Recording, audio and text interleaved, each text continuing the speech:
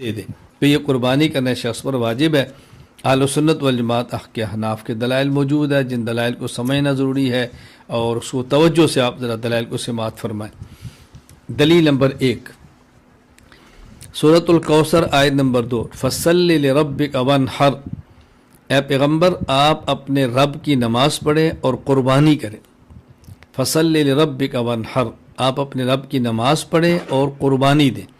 یا دو حکم ہے، نمبر 1 نماز پڑھیں، نمبر 2 قربانی کریں۔ نماز سے کون سی نماز مراد ہے؟ قربانی سے کون سی قربانی مراد ہے؟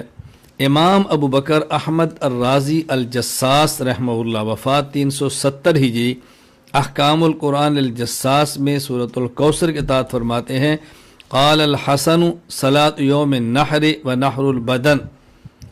امام حسن بصری رحمہ اللہ فرماتے کہ فصلی لربک سے مراد قربانی کے دن نماز پڑھنا ہے، یعنی عید کی نماز، اور ونحر سے مراد قربانی کرنا ہے۔ قال ابو بکر هذا التأویل یتضمن معنیہ احدہما ایجاب صلاۃ الاضحیٰ والثانی وجوب الاضحیہ۔ امام ابو بکر جساس فرماتے کہ اس سے دو باتیں ثابت ہوئی، نمبر 1 عید کی نماز ادا کرنا واجب ہے، نمبر 2 قربانی کرنا واجب ہے۔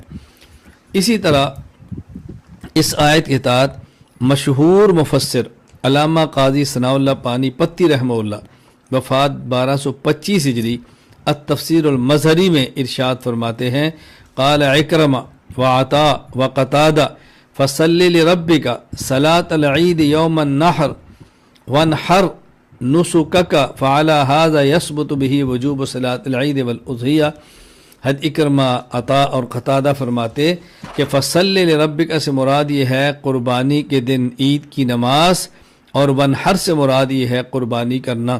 فرمایا اس سے بھی ثابت ہوا کہ عید کی نماز بھی واجب ہے اور قربانی بھی واجب ہے۔ دیکھیے وجوب کیوں ہے؟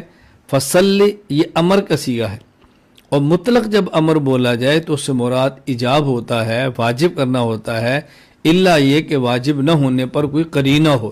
یہاں تو کوئی ایسا قرینہ نہیں کہ جیسے ہم یہ کہہ سکیں یہاں پر واجب نہیں ہے بلکہ کوئی اور درجہ